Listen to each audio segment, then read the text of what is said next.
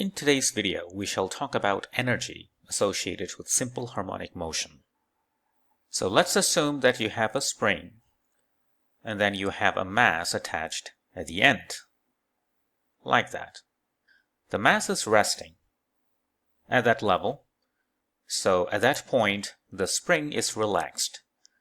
That level is known as the equilibrium level.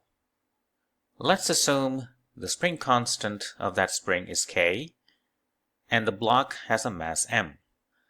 Now I stretch the spring by pulling the block downward and then releasing it. You will notice that this block will oscillate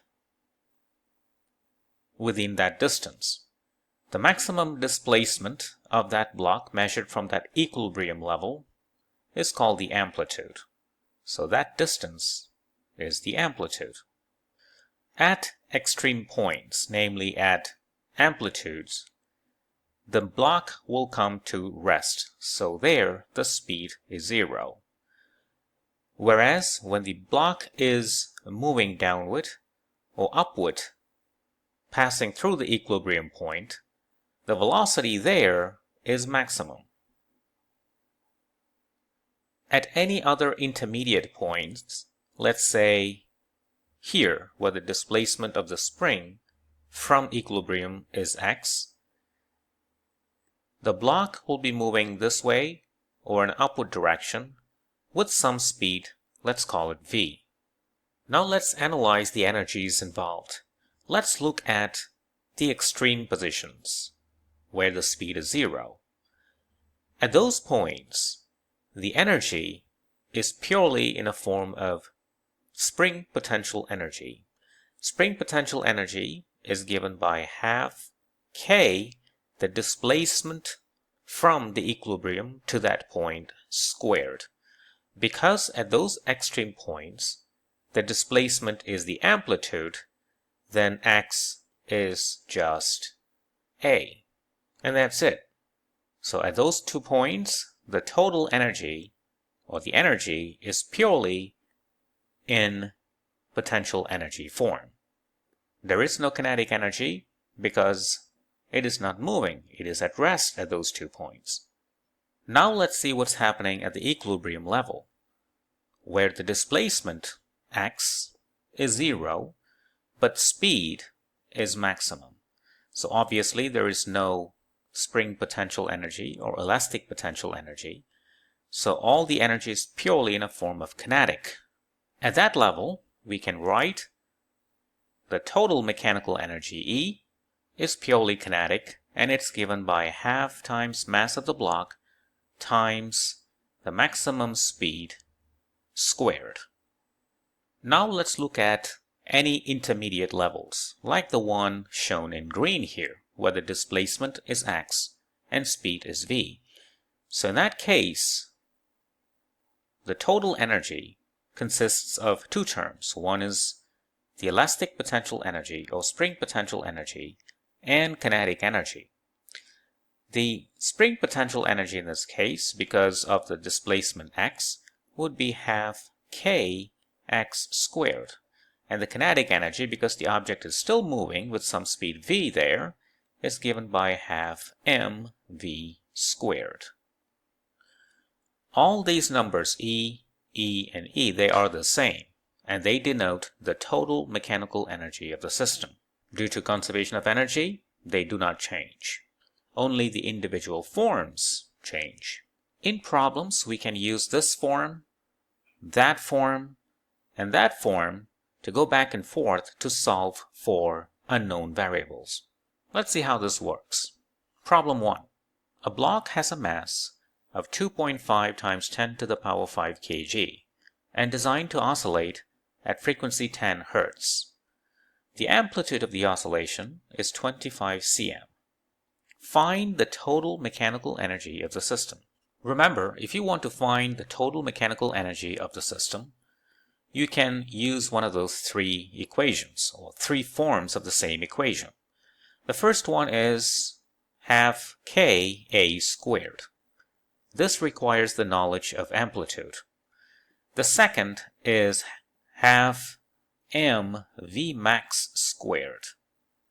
This requires the knowledge of the maximum speed. And the third is, of course, half kx squared plus half mv squared, which requires the knowledge of that displacement at some point, together with how fast that block is moving at that displacement. What we have here is amplitude, so probably this would work. However, you also need to figure out the spring constant k. We know that spring constant k is related to frequency in the following manner. The spring constant over mass, which we know, equals the square of angular speed. Now, because angular speed is 2 pi linear speed, so that would become 4 pi squared f squared. What that means is your k, the spring constant, is 4 pi squared f squared times the mass. So let's proceed to determine the spring constant. It's 4 pi squared. The frequency is 10 hertz. That's f right there. So 10 squared. The mass of the block is given right there, which is 2.5 times 10 to the power 5 kg. And that's going to give you the spring constants, which will have the following value: 9.87 times 10 to the power 8 Newton per meter. Having found the k and we know what the amplitude is, we can determine the total mechanical energy of the system. So k is 9.87 times 10 to the power 8. This a here is amplitude. It's 25 centimeters. So in meter is 0.25 meter squared. And the answer for the energy turns out to be 3.1 times 10 to the power 7 joules. So that is the answer for part A. Now let's look at part B. What is the maximum speed of the block as it passes through equilibrium? At equilibrium, it has the same total mechanical energy, E, as we have found in part A. The form is purely kinetic, and that is given by half times mass times the square of that maximum speed, which is what we want to determine. Since E is determined from part A, 3.1 times 10 to the power 7, we know what mass is. It is 2.5 times 10 to the power 5. We can solve for the maximum speed from this equation. And when you do that, you get 15.75 meter per second. And that solves the problem. Problem 2. The graph below simulates the simple harmonic motion of an object. It gives the position of a 25-gram block oscillating in simple harmonic motion on the end of a spring. What is the maximum kinetic energy of the block? So maximum kinetic energy equals to total mechanical energy, which can also be expressed in terms of the spring potential energy at the amplitude. Now, what is that expression? That is half times the spring constant times the square of the amplitude. Now, why is this expression useful? Because we know the amplitude. It's 8 centimeters, straight from the graph. So A is 8 cm. What about K, the spring constant? We know that spring constant K over the mass, which we know to be 25 grams, equals the square of the angular frequency, or 2 pi f squared, which is 4 pi squared f squared. Do we know what the frequency is? Well, let's look at the horizontal axis. The horizontal axis is time. From here to there is one cycle. So that means this entire length represents the period. And what is the period? It's 50 milliseconds.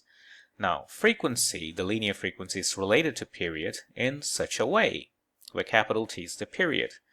So substituting that, you get 4 pi squared over square of the period. We know what the period is. It's 50 milliseconds. So that means you can figure out the spring constant. If you know the spring constant and you know the amplitude, you can determine the maximum kinetic energy, which is just the total mechanical energy. That's the logic. So let's determine the spring constant. Spring constant is given by 4 pi squared times the mass over the square of the period. So let's substitute the numbers. 4 pi squared. Now the mass is 25 grams. Convert that into kg, you get 0.025 kg. And this entire thing, you divide that by t squared. T is 50 milliseconds. So 50 milliseconds, you turn that into seconds by multiplying with 10 to the power minus 3. Don't forget the square. And that's going to give you the spring constant. The spring constant turns out to be 395 Newton per meter, approximately. Substituting that in here, you get half times 395. The amplitude is 8 centimeters. So 0.08. I have converted that into meter. Don't forget to square. And that's going to give you the maximum kinetic energy. And the answer turns out to be 1.26 joules. And that solves the problem. Thank you for watching.